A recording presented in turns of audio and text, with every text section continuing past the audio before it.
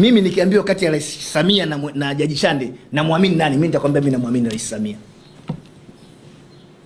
Mimi siwezi kumwamini Chande kwa sababu vyanzo vya taarifa vya Chande haviwezi kuwa sawa na vyanzo vya taarifa alivyonavyo rais.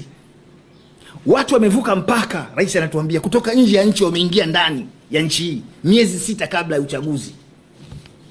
Vyombo vya dola vimekaa tu. Yaani tunaingiliwa, watu wanakuja wanafanya mipango yao, wanakuja kuitekeleza na kila kitu. Tunapoteza watu zaidi ya 500. Hatujui kama nchi imevamiwa. Ndio maana watu wanapokuja kudai uwajibikaji sio ugomvi binafsi uliopo kati ya wananchi na watendaji wa vyombo vya dola ambao leo wako madarakani. Hapana.